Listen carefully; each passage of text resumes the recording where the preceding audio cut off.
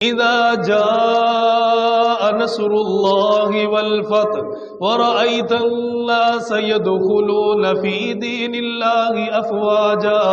اللہ کے نبی نے اس سورہ مبارکہ کو تلاوت فرمایا. جب آپ اس سورت کو پڑھتے جا رہے آنکھوں کے اندر سے آنسو نکلتے جا رہے ہیں. صحابہ کرام بھی پریشان ہیں. اللہ کے نبی نے فرمایا میرے یاروں، میرے دیوانوں، میرے پروانوں، ایک شخص دنیا کے اندر ایسا ہے جسے اللہ تعالیٰ نے یہ حق دے دیا، اگر وہ چاہے تو دنیا کے اندر زندہ رہے، اگر وہ چاہے تو دنیا کے اندر باقی رہے. اللہ کے نبی صلی اللہ تعالی علیہ وسلم نے یہ باتیں ذکر فرمائی. سیدنا صدیق اکبر نے سن لیا، علیحدہ کونے کے اندر بیٹھ کر رونے لگ گئے، آنکھوں کے اندر سے آنسو برسنے لگ گئے. ایک صحابی تشریف لے آئے، فرمایا ابو بکر تجھے کیا ہو گیا؟ فرمایا لوگوں تم دیکھ نہیں رہے، اللہ کے نبی نے ایک شخص کے بارے میں بتایا، نام تو نہیں لیا کہ فلانے کو اللہ نے اختیار دے دیا، فلانے کو اللہ تعالیٰ نے یہ حق دے دیا. فرمایا لوگوں آپ سے بڑھ کر دنیا کے اندر قابل عزت کوئی نہیں، آپ سے زیادہ اونچے مقام والا کوئی نہیں، آپ سے زیادہ فضیلت والا کوئی نہیں. اگر دنیا کے اندر کسی کو یہ حق ملے گا کہ جب تک وہ دنیا کے اندر رہنا چاہے رہ لے، جب تک وہ بسیرا کرنا چاہے اپنا بسیرا دنیا کے اندر کر لے. سیدنا صدیق اکبر نے فرمایا ان آیات مبارکہ کو پڑھ کر مجھے پتہ چل گیا میرے محبوب کی جدائی کا وقت قریب آ گیا.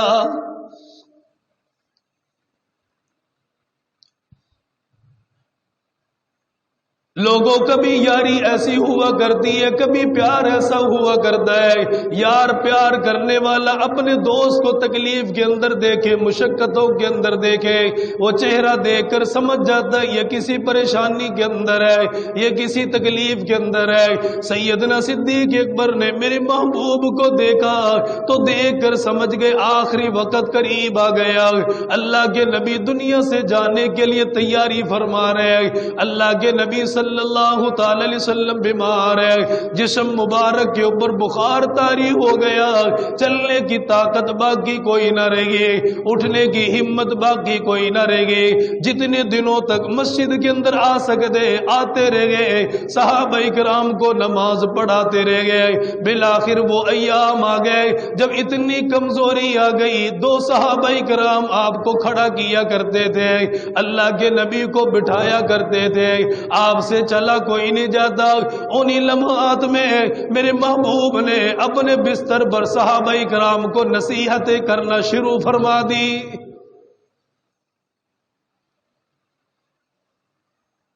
حضرت علی رضی اللہ تعالیٰ عنہ فرماتے میں اللہ کے نبی کے پاس تشریف فرما تھا، کبھی بے ہوشی طاری ہو جاتی، کبھی ہوش آ جاتا، دونوں لمحات گزرتے تھے، لیکن میرے محبوب دونوں حالتوں میں اللہ کا ذکر کرتے تھے، دونوں حالتوں میں اللہ کو پکارتے تھے. امام الانبیاء تاجدار مدینہ صلی اللہ تعالی علیہ وسلم کا آخری دن ہے دنیا کے اندر. ظاہری طور پر دنیا کے اندر سے پردہ فرما کر جانے لگے.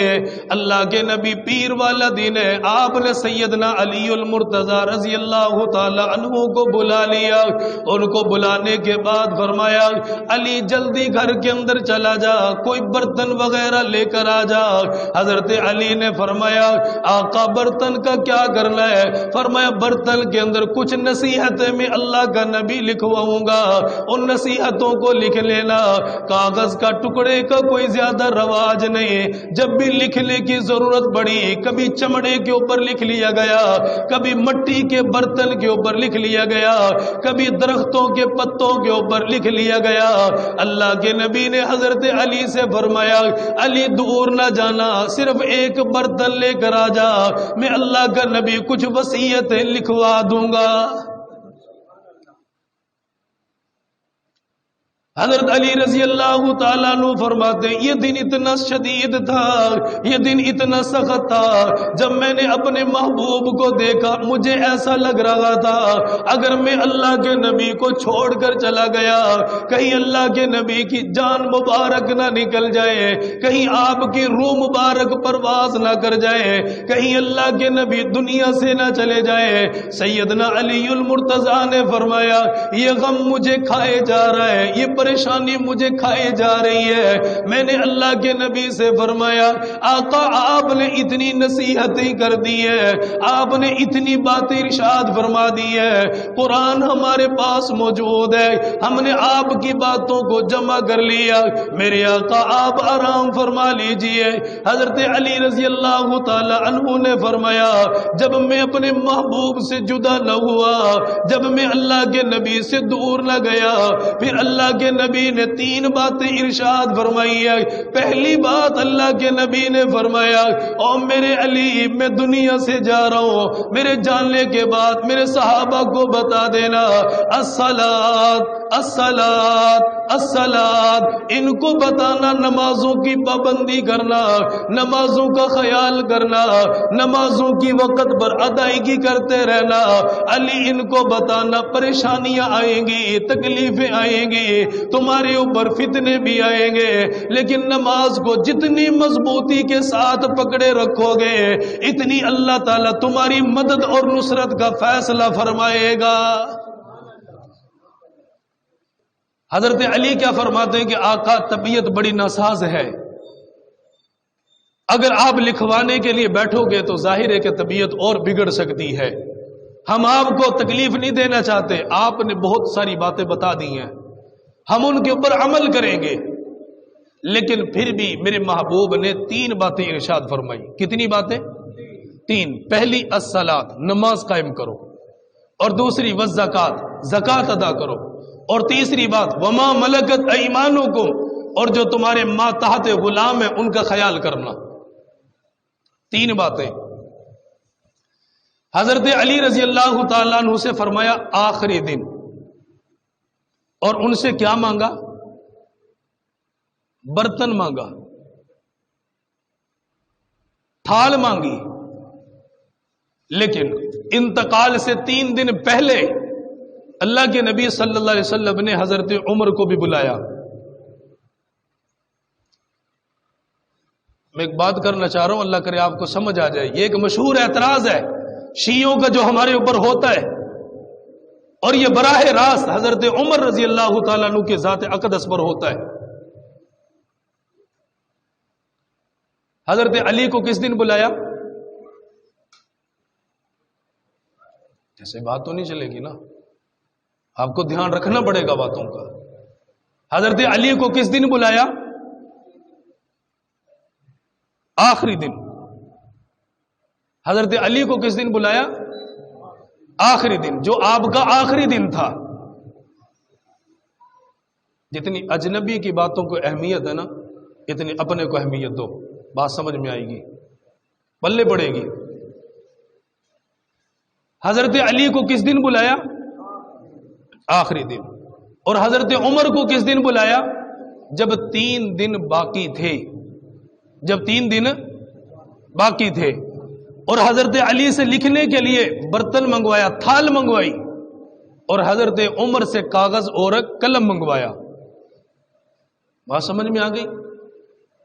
حضرت علی سے 1 دن پہلے، جس دن آپ کا انتقال ہونا تھا اس دن، اور حضرت عمر سے 3 دن پہلے۔ اب حضور کے پاس حضرت عمر تشریف فرمائے، صحابہ کرام کی جماعت بھی تشریف فرما، امام الانبیاء تاجدار مدینہ صلی اللہ تعالی علیہ وسلم نے انتقال سے 3 دن پہلے حضرت عمر رضی اللہ تعالی عنہ کو بلایا۔ جو تیمارداری کرنے کے لیے عیادت کے لیے اللہ کے نبی کے پاس تشریف لے کر آئے، اللہ کے نبی نے حضرت عمر کا دامن پکڑ لیا، ان کا دامن پکڑنے کے بعد فرمایا عمر کوئی کاغذ لے کر آ، کوئی قلم لے کر آ۔ یہ وہ لمحات تھے جب اللہ کے نبی کے جسم مبارک کے اوپر بخار بہت شدید تھا، جسم مبارک کو ہاتھ نہیں لگایا جاتا تھا۔ حضرت عمر نے فرمایا میں نے دیکھا میرے محبوب کی آنکھوں کے اندر سے آنسو نکل رہا ہے، ارد گرد جتنے صحابہ تیمارداری کرنے کے لیے آئے، جتنے صحابہ عیادت کے لیے آئے، سب کے سب پریشان ہیں، سب کی آنکھوں کے اندر آنسو منڈلا رہا ہے اور سب اسی دکھ کے عالم کے اندر ہے۔ اگر اللہ کے نبی چلے گئے ہمارا گزارا کیسے ہوگا؟ اگر اللہ کے نبی دنیا سے پردہ فرما کر چلے گئے ہماری زندگی کیسے گزرے گی؟ اللہ کے نبی کو ہوش آ گیا، اچانک آپ نے حضرت عمر کا دامن پکڑ لیا اور دامن پکڑ کے فرمایا عمر کوئی کاغذ لے کر آ، کوئی قلم لے کر آ، کوئی دوات لے کر آ۔ آقا آپ نے کیا کرنا ہے؟ فرمایا عمر میں کچھ نصیحتیں لکھواؤں گا، میں کچھ وصیتیں کر کے جاؤں گا۔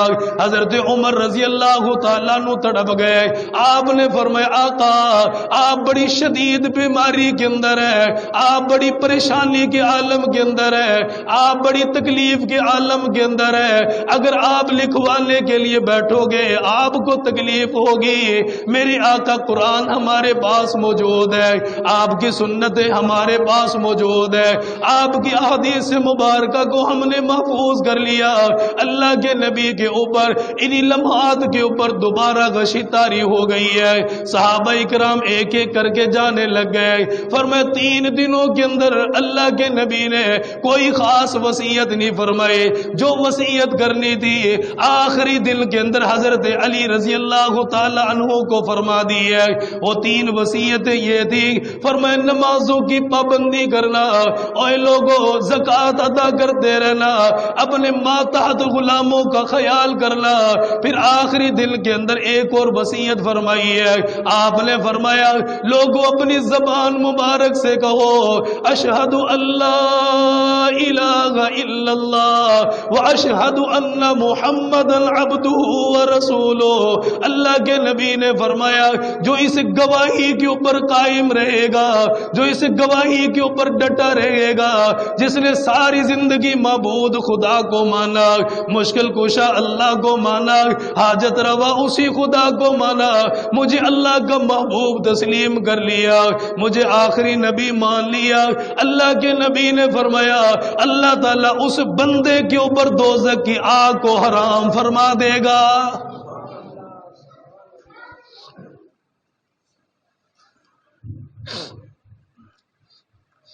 بات میں نے کر لی ہے تقریباً۔ حضور نے کیا فرمایا؟ نماز، زکوٰۃ، غلاموں کا خیال اور اشہد اللہ الہ الا اللہ، اس کے اوپر قائم رہنا۔ اب شیعوں کا اعتراض یہ ہے، حضور نے جو حضرت عمر رضی اللہ تعالی عنہ کو بلایا، اللہ کے نبی اس وقت وصیت کرنا چاہتے تھے کہ میرے بعد خلیفہ سب سے پہلے حضرت علی کو بنانا۔ پہلی بات میں نے حدیث پیش کر دی ہے، دونوں حدیثیں لے کر آیا ہوں۔ ایک وہ حدیث ہے جو آخری دن اللہ کے نبی نے فرمائی، اور وہ ایک حدیث ہے جو 3 دن پہلے اللہ کے نبی نے فرمائی ہے۔ تینوں حدیثوں کو سامنے رکھو، دونوں کو۔ شیعہ یہ کہتا ہے اللہ کے نبی نے حضرت عمر سے فرمایا کہ کاغذ لاؤ، قلم لے کر آؤ، میں نے کچھ لکھوانا ہے، لیکن حضرت عمر جان بوجھ کر نعوذ باللہ لے کر نہیں آئے، اس لیے کہ کہیں اللہ کے نبی حضرت علی کے بارے میں لکھ کر نہ چلے جائیں۔ اب میں آپ سے پوچھتا ہوں، نبی کسی سے خوف کھاتا ہے بھلا؟ نبی کسی سے خوف کھاتا ہے؟ نبی کے اوپر کوئی جبر کر سکتا ہے؟ نبی کو خدا کے دین سے کوئی ہٹا سکتا ہے؟ نبی جس کو جو حق دینا چاہے کوئی مجبور کر کے اس سے اپنا حق لے سکتا ہے بھلا؟ نہیں لے سکتا۔ اس سے پہلے بڑے بڑے مشکل مراحل آئے، میرے نبی ان کے ساتھ ٹکرائے کہ نہیں ٹکرائے؟ کوئی آپ کو خاموش کروا سکا؟ نہیں کروا سکا۔ امام الانبیاء تاجدار مدینہ صلی اللہ تعالی علیہ وسلم کی زبان مبارک کے اوپر جب بھی کوئی الفاظ جاری ہوئے آپ نے بیان فرمائے، نہ تو چچا کا لحاظ کیا نہ کسی اور کا لحاظ کیا، آپ نے یہ دیکھا میرے اللہ کا حکم ہے مجھے بیان کرنا پڑے گا، انہی تکلیفوں کی وجہ سے میرے نبی کو مارا گیا، انہی باتوں کی وجہ سے میرے نبی کو پیٹا گیا۔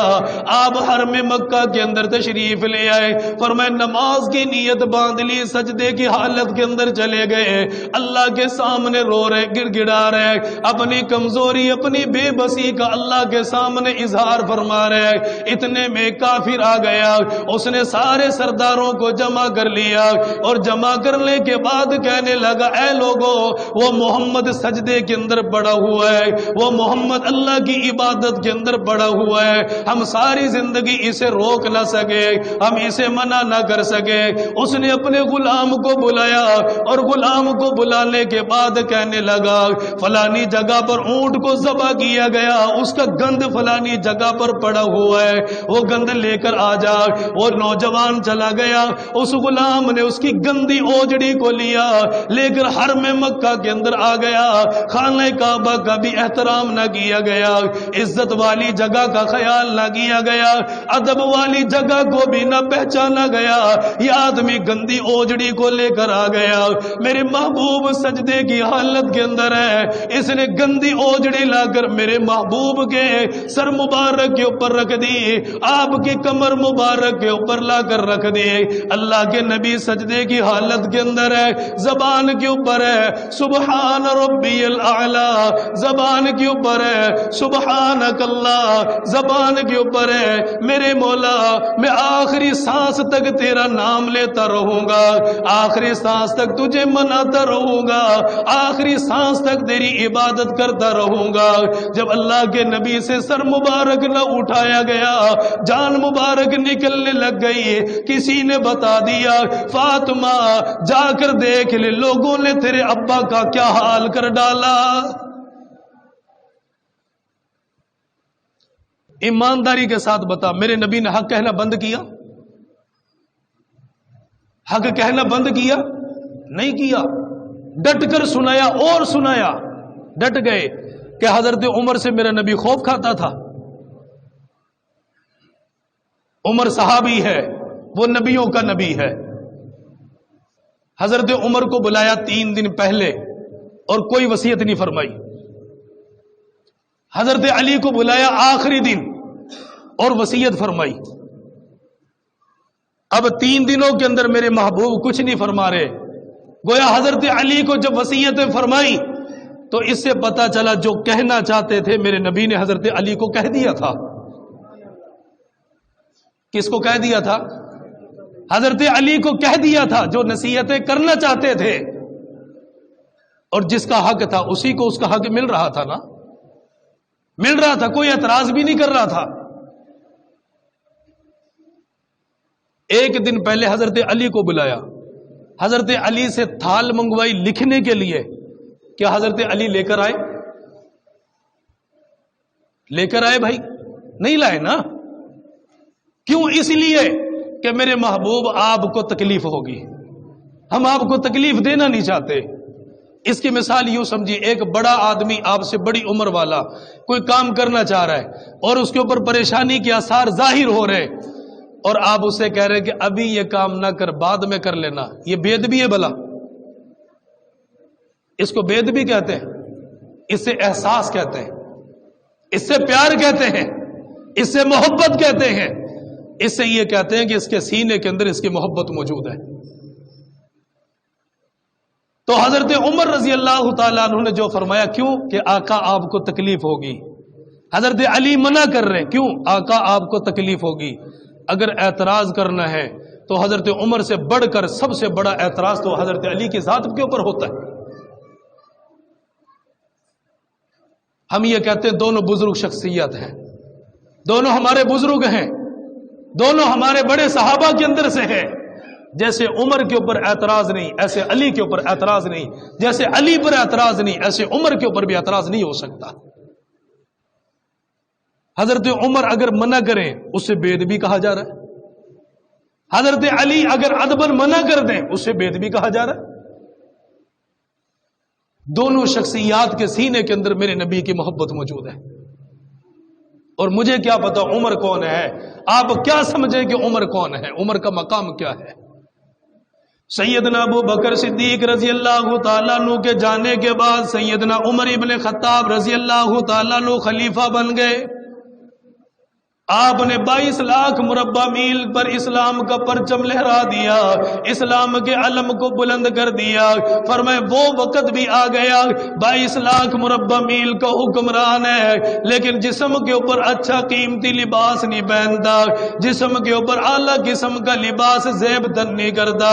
فرمائے عید کا دن ہے، آپ عید کی نماز پڑھانے کے لیے تشریف لے کر جا رہے ہیں، صحابہ کرام بھی ساتھ ساتھ چلتے جا رہے ہیں۔ کسی نے دیکھا عمر کے پاؤں کے اندر جوتا ٹوٹا ہوا ہے، سارا جوتا پھٹا ہوا ہے۔ صحابہ اکرام نے عرض کر دیا عمر 22 لاکھ مربع میل کا حکمران ہے، اپنے لیے جوتا خرید لیتا، اپنے لیے کوئی اعلیٰ جوتا بنوا لیتا۔ حضرت عمر نے فرمایا میری تنخواہ اتنی زیادہ کوئی نہیں جو مجھے اعلیٰ جوتا لینے کے اوپر مامور کر دے۔ حضرت عمر نے فرمایا جو میرے گھر کے اندر کھانا بننے دے رہی اتنی میری تنخواہ نہیں، اس تنخواہ کے اندر سے بھلا میں جوتا کہاں سے خرید کر لاؤں گا۔ اگر ان کا مقصد عیاشیاں کرنا تھا تو یہ لوگ تو کپڑا بھی اچھا سے نہیں لے رہے، جوتا بھی اچھے سے نہیں لے رہے۔ گھر کے اندر غربت کے یہ عالم ہے کہ ایک وقت کا کھانا بن رہا ہے، ایک وقت کا کھانا ہی نہیں بن رہا۔ اعتراض کرنے والے کی نوعیت کو دیکھا جاتا ہے کہ بھائی اعتراض کر رہا ہے اس شخصیت کے اوپر جس کے پاس تو نے کچھ دیکھا ہو، جس کے پاس ہے ہی کچھ نہیں اس کے اوپر اعتراض ہو رہا ہے۔ صحابہ مسجد کے اندر تشریف فرما، جمعے کی نماز ہو رہی ہے، جمعے کی نماز۔ سیدنا عمر بن خطاب رضی اللہ تعالیٰ عنہ فرمانے لگے لوگوں میری بات سنو، اور بات سننی نہیں ہے بلکہ میری بات کی اتباع بھی کرنی ہے، پیروی بھی کرنی ہے، اپنی زندگی کے اندر ان باتوں کو لے کر بھی آنا ہے۔ حضرت عمر رضی اللہ تعالیٰ عنہ نے اتنا فرمایا، ایک شخص درمیان کے اندر کھڑا ہو گیا اور وہ عرض کرنے لگا عمر تیری بات نہیں سنیں گے، تیری باتوں کے اوپر عمل نہیں کریں گے، پہلے ہماری بات کا جواب دے پھر بات سنیں گے۔ سیدنا عمر ابن خطاب رضی اللہ تعالیٰ عنہ زمین کے اوپر بیٹھ گئے۔ آپ نے فرمایا تم میں سے ہر ایک کو حق حاصل ہے، سوال کرے گا، اعتراض کرے گا، میں جواب داؤں تو میں جواب دوں گا۔ وہ شخص کہنے لگا عمر یہ بتا تیرے جسم کے اوپر یہ کپڑا کہاں سے آیا، یہ چادر کہاں سے آئی ہے، اتنی اعلیٰ قسم کی چادر تو نے پہنی ہوئی ہے، تیرے پاس ایسا لباس نہیں تھا، یہ لباس کہاں سے لے کر آیا۔ حضرت عمر کی آنکھوں میں آنسو آ گیا، آپ سے بولنا کوئی نہ گیا، آپ سے جواب نہیں دیا گیا۔ آپ کا بیٹا عبداللہ بن عمر کھڑا ہو گیا، مجمع کے اندر سے نکلتا نکلتا ابا کے قریب آ گیا، اپنے ابا جان کو دونوں بازوؤں کے ذریعے سے سہارا دے کر کھڑا کر دیا اور فرمانے لگے ابا جان جن کے بیٹے جوان ہو جائے ان کے باپ رویا نہیں کرتے، ان کے باپ کی آنکھوں کے اندر آنسو نہیں آیا کرتا۔ ابا جان میں آپ کا سہارا ہو، ابا جان میں آپ کی طرف سے ان لوگوں کو جواب دینے کے اوپر مامور ہو، آپ مجھے اجازت فرما دیجئے۔ حضرت عمر نے اجازت دے دی ہے، آپ کا بیٹا لوگوں کے درمیان میں آ گیا، اپنا چہرہ لوگوں کی طرف کر لیا اور ان سے کہنے لگا تم نے سوال کیا میرے باپ کے پاس چادر کہاں سے آئی ہے، میرے باپ کے پاس یہ کرتا کہاں سے آیا، میرے باپ کو یہ لباس کہاں سے ملا۔ حضرت عبداللہ بن عمر فرمانے لگے لوگوں کل جمعرات کا دن تھا، ظہر کی نماز ادا کرنے کے بعد میں اپنے ابا جان سے ملاقات کرنے کے لیے اپنے ابا کے گھر کے اندر چلا گیا، میں نے دیکھا میرے باپ نے کرتا مبارک نکالا ہوا ہے، اسے پانی کے اندر ڈالا ہوا ہے، تھاپڑے کے اندر ڈالنے کے بعد اسے میرا باپ مل رہا ہے، ہاتھوں کے ساتھ اسے دھو رہا ہے، فرمایا جہاں سے اس کے میل کچیل کو دور کیا، وہ جہاں یہاں سے نچوڑنے کی کوشش کی ہے، فرمایا وہیں سے چادر پھٹ گئی، وہیں سے چادر کے اندر سوراخ پیدا ہو گیا۔ جب میرے باپ نے چادر کو دھو دیا، اسے دھونے کے بعد دیوار کے اوپر سکھانے کے لیے ڈالنے لگے، میں نے کہا ابا جان یہ کپڑا پہننے کے لائق کوئی نہیں جسے جمعے کی نماز کے لیے آپ تیار فرما رہے ہو۔ حضرت عمر نے فرمایا بیٹا اس کے علاوہ چادر نہیں جس چادر کو میں لے سکوں۔ حضرت عمر کا بیٹا فرمانے لگا ابا جان بیت المال کے اندر سے چادریں آئی ہے، سب کو ایک ایک چادر ملی، آپ کو بھی ملی، وہ چادر کیوں اپنے جسم کے اوپر نہیں لیتے؟ حضرت عمر نے فرمایا بیٹا چادر چھوٹی ہے، عمر کا قد زیادہ بڑا ہے، وہ چادر میرے جسم کے اوپر پوری نہیں آتی ہے۔ حضرت عمر رضی اللہ تعالیٰ عنہ کا بیٹا وہ رونے لگ گیا، اس نے کہا ابا جان ایک چادر مجھے ملی، ایک چادر آپ کو ملی، میں اپنی چادر بھی آپ کو ہدیہ کرتا ہوں، میری چادر کو لے لیجئے، اسے جوڑ کر ایک جوڑا بنا لے۔ حضرت عمر کا بیٹا بھرے مجمع کے اندر اعلان کر رہا ہے لوگوں زکوٰۃ کا پیسہ نہیں آیا، کسی نے ہمیں تحفہ نہیں دیا، کسی نے ہمارے گھر پہ ہدیہ نہیں بھیجا، ایک چادر میرے باپ کی ہے ایک چادر میری ہے، دونوں چادروں کو ملا کر میں نے اپنے باپ کا کرتا بنا دیا۔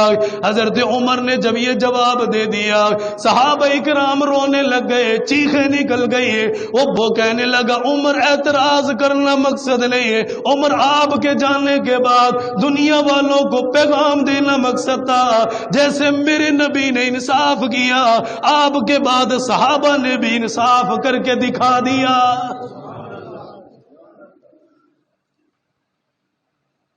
اعتراض عمر کے اوپر نہ کرو۔ میں نے یہ اس بات پر کافی وقت گزارا، آج بھی میں نے شروع کے اندر کئی باتیں بعد میں دہرائی ہیں، چونکہ میں نے کہا حضرت عمر کو بلایا 3 دن پہلے۔ کتنے دن پہلے بھائی؟ یہ ایک سبق ہے، اسے یاد کر لو، کام آئے گا۔ فیکٹریوں کے اندر کام کرتے ہو، عقائد ہمارے درست نہیں ہوتے، بندہ ہمیں پھنسا لیتا، ہمارے پاس جواب نہیں ہوتا، ایمان خراب ہوتا ہے، لوگ بگڑتے جا رہے ہیں، لوگ دین چھوڑتے جا رہے ہیں۔ وہ اعتراض کرتا ہے، حدیث کا حوالہ دیتا ہے اور اس کے حدیث کا حوالہ درست ہوتا ہے۔ اس نے تیاری کی، ہم نے تیاری نہیں کی۔ حضرت عمر کو وفات سے کتنے دن پہلے بلایا بھائی؟ 3 دن پہلے۔ اور کیا فرمایا کہ کوئی کاغذ لا، قلم لا، دوات لا، میں کچھ وصیتیں لکھوانا چاہتا ہوں۔ حضرت عمر کیوں نہیں لے کر آئے؟ کہ حضور کو تکلیف ہوگی۔ کیوں نہیں لے کر آئے بھائی؟ حضور کو تکلیف ہوگی۔ اور حضرت علی کو بلایا آخری دن، جب آپ دنیا سے پردہ فرما کر جا رہے تھے، پیر کا دن تھا، حضرت علی سے فرمایا کہ علی کوئی کاغذ، کوئی قلم، کوئی تھال لے کر آ میرے پاس، میں اس کے اندر کچھ وصیتیں لکھوں۔ حضرت علی کا وہی جواب ہے جو حضرت عمر کا ہے، وہی جواب ہے کہ مجھے لگ رہا تھا کہ میں جدا ہوا تو کہیں میرے محبوب کی جان نہ نکل جائے، میں جاننا نہیں چاہتا تھا۔ میں نے کہا یا رسول اللہ آپ نے بڑی باتیں ارشاد فرمائی ہیں، ہم ان کے اوپر عمل کریں گے، کبھی گمراہ نہیں ہو سکتے۔ اب حضرت علی کے اوپر کوئی فتویٰ لگا سکتا ہے بھائی؟ حضرت عمر پر اعتراض نہیں تو حضرت علی پر اعتراض نہیں، اگر اعتراض ہے تو حضرت علی پر بھی ہوگا، حضرت عمر پر بھی ہوگا۔ پھر اعتراض کی نوعیت کو اگر دیکھا جائے گا تو بڑا اعتراض عمر پر نہیں، بڑا اعتراض حضرت علی پر ہوگا۔ لیکن ہم یہ کہتے ہیں بھائی دونوں شخصیات پاک ہیں، عمر پر اعتراض کر ایمان باقی نہیں، علی پر اعتراض کر تیری نسل پاک نہیں۔ علی پر اعتراض وہی کرے گا نا جس کی نسل پاک نہیں ہے، عمر پر اعتراض کر ایمان باقی نہیں، علی پر اعتراض کر تیری نسل پاک نہیں۔ ہمارا تو یہ دعویٰ ہے۔ اچھا پھر یہ کہتے ہیں کہ حضور نے نصیحتیں کرنی تھی، وہ نصیحتیں باقی رہ گئی ہیں۔ میں نے بیان کر دی وہ حدیث مبارکہ، حضور نے نصیحتیں فرمائی کہ نہیں فرمائی؟ حضور نے نصیحتیں فرمائی کہ نہیں بھائی؟ فرمائی ہے نا؟ کتنی نصیحتیں فرمائی ہیں؟ 4 نصیحتیں فرمائی ہیں۔ کتنی نصیحتیں فرمائی ہیں؟ 4 نصیحتیں۔ حضرت عمر کو کا کاغذ قلم دوات لے کر آ، لیکن کوئی نصیحت بعد میں نہیں فرمائی۔ حضرت علی کو بلایا تھال لے کر آ، جب وہ لے کر نہیں آئے، ہوش آیا تو نصیحتیں فرما دی ہے۔ تو اب بندہ یہ نہیں کہہ سکتا کہ حضور نے وصیت نہیں فرمائی. میں کہتا ہوں جو کہنا تھا حضور تو کہہ کر چلے گئے. اگر دین باقی ہوتا حضور جاتے نا, دین کی تکمیل کرتے. الیوم اکملت لکم دینکم واتممت علیکم نعمتی ورضیت لکم الاسلام دینا. وہ نبی گیا ہی اس لیے ہے کہ دین مکمل ہو چکا ہے, شریعت مکمل ہو چکی ہے, قرآن مکمل ہو چکا ہے, دین مکمل ہو چکا ہے. اگر دین مکمل نہ ہوتا تو آپ کے بعد کوئی اور نبی آتا. درست ہے بات بھائی؟ اگر قرآن جامع نہ ہوتا آپ کے بعد قرآن کتاب کوئی اور آتی. اگر شریعت جامع نہ ہوتی تو میری شریعت کے بعد کوئی اور شریعت آتی. بات سمجھ میں آئی؟ اس شریعت کے بعد شریعت کی ضرورت نہیں, اس دین کے بعد دین کی ضرورت نہیں, اس نبی کے بعد نئے نبی کی ضرورت نہیں, اس قرآن کے بعد کسی اور قرآن کی ضرورت نہیں. جب آپ نے دین مکمل کر دیا تو اللہ نے کہا کہ میرا نبی اب آپ میرے پاس تشریف لے آؤ, اب آپ میرے پاس تشریف لے آؤ. اب 4 وصیتیں فرمائی ہیں. کوئی نہ کہے جو یہ کہتا ہے نا حضور وصیت کرنا چاہتے نہیں کرنے دی, منہ پر تھوک دے اس کے.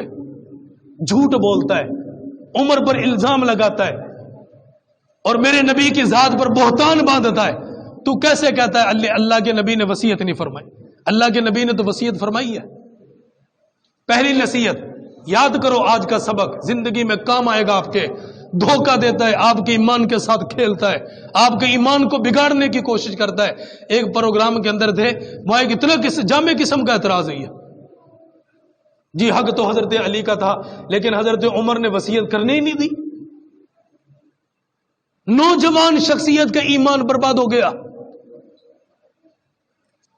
محرم کا مہینہ آئے گا, اسی عمر کا نام اپنے کتوں کے پنجوں پر لکھتے ہیں وہ لوگ کہ قیامت کے دن وہ عمر مظلوم بن کے میرا تیرا گریبان پکڑ کے نہیں پوچھے گا میں نے اس نبی کے لیے ساری زندگی وقف کی, تم بتاؤ میرے نام کی باری آئی تو تم نے کیا کیا تھا. صرف دین میرا بھائی یہی نہیں ہے, دین کے اور بہت سارے اجزاء ہیں, بہت سارے حصے ہیں. ان شخصیات کو بچاؤ تو نماز بچتی ہے, ان شخصیات کو بچاؤ تو قرآن بچتا ہے, ان شخصیات کو بچاؤ تو ہماری عبادات بچتی ہے. اگر یہ داؤ پہ لگ جائیں تو ہمارے پاس کیا ہے پھر باقی؟ کچھ بھی نہیں ہے. آپ نے وصیت فرمائی کس کو؟ حضرت علی کو. ان وصیتوں کے دوران میں اگر ضروری ہوتا آپ کہہ سکتے تھے علی میرے بعد میرا جانشین تو ہے, لیکن فرمایا نہیں. پہلی وصیت الصلاۃ, الصلاۃ, الصلاۃ 3 دفعہ کہا. نماز, نماز, نماز. حضرت علی سے کہا سن لیا جی میں نے سن لیا. دوسری وصیت والزکات, لوگوں زکات, اپنے اموال کے اندر سے زکات ادا کرنا. تیسری نصیحت وما ملکت ایمانکم, لوگوں اپنے ماتحت اپنے غلاموں کا خیال کرنا. میں اس پر بات کرتا لیکن وقت نہیں ہے, یہ بات بڑی ضروری تھی جو میں نے آج کی ہے. لوگوں اپنے ماتحتوں کا خیال کرنا. اور چوتھی بات کہ اشہد اللہ الہ الا اللہ واشہد ان محمد عبدہ ورسولہ, اس گواہی پر قائم رہنا. جو اسی گواہی پر مر گیا اللہ کے نبی نے فرمایا اللہ اس کے اوپر جہنم کی آگ کو حرام فرما دے گا. آپ کی باری اب بولنے کی. حضرت عمر کو بلایا کتنے دن پہلے بھائی؟ اب سارے نہیں بولیں گے, مجھے نہیں لگتا سبق یاد ہے آپ کے. حضرت عمر کو بلایا وفات سے کتنے دن پہلے بھائی؟ اور آپ سے لکھنے کے لیے کیا مانگا؟ کاغذ, قلم, دوات, 3 چیزیں آپ نے مانگی ہیں. حضرت علی رضی اللہ تعالیٰ عنہ کو کس دن بلایا بھائی؟ ایک دن پہلے, جس دن آپ کی وفات ہونی تھی, پیر کا دن تھا, 63 سال مکمل ہو چکے ہیں. تو حضرت علی رضی اللہ تعالیٰ عنہ سے لکھنے کے لیے کیا منگوایا؟ تھال منگوائی. کبھی تو برتن مٹی کے ہوتے تھے, کبھی چمڑے کے ہوتے تھے, کبھی ہڈی کے اوپر لکھا جاتا, کبھی پتوں کے اوپر لکھا جاتا. لیکن حضرت علی سے مطالبہ تھا کہ تھال لے کر آ. چونکہ اپنے سے جدا نہیں کرنا چاہتے تھے, گھر میں دیکھنا چاہتے تھے, تو اس لیے فرمایا کہ باہر نہیں جانا, تھال گھر ہی کے اندر سے لے آ. وہ ضرورت کی چیز ہے جو اندر ہی مل جائے گی, جو اندر ہی مل جائے گی. حضرت علی کو کس دن بلایا؟ ایک دن پہلے. حضرت عمر سے کہا وصیت کرنی ہے, کچھ لکھوانا ہے. تو حضرت عمر نے کس لیے منع کیا؟ کہ تکلیف بڑھ سکتی ہے. حضرت علی سے کہا میں نے کچھ لکھنا ہے، تھال لے کر آ۔ حضرت علی نے کیوں منع کیا؟ تکلیف بڑھ سکتی ہے، دونوں کی بات ایک جیسی ہے نا، سیم ہے نا، اس میں کوئی فرق تو نہیں ہے، وہ بھی میرے محبوب کو تکلیف سے بچانا چاہتا ہے، یہ بھی بچانا چاہتا ہے، تو مسئلہ صاف ہو گیا، نہ عمر تکلیف برداشت کرتا ہے نہ حضرت علی تکلیف برداشت کرتے ہیں۔ سمجھ میں آگے بھائی، سبق سمجھ میں آگے آج کا؟ اللہ ہم سب کو عمل کی توفیق عطا فرمائے۔ اگر کوئی اعتراض کرے، میں نے بات بتا دی ہے، کھل کر بتا دی ہے، میں نے وضاحت کر دی ہے، میری ذمہ داری تھی، میں نے بات بتا دی ہے۔ اسی ربیع الاول کے مہینے میں میرے نبی کا انتقال ہوا ہے، اسی کے حوالے سے کچھ وصیتیں کر دی ہیں، کچھ باقی ہیں، انشاءاللہ اگلے جمعے میں ان کو ہم عرض کریں گے۔ اللہ تعالیٰ دین، ایمان، اسلام کو صحیح معنوں میں سمجھنے کی توفیق عطا فرمائے۔ پہلا نمبر ابو بکر کا ہے، دوسرا نمبر حضرت عمر کا ہے، تیسرا نمبر حضرت عثمان کا ہے، اور چوتھا نمبر حضرت علی کا ہے، اور چاروں خلیفہ برحق ہیں۔ ٹھیک ہے بھائی، اللہ عمل کی توفیق نصیب فرمائے۔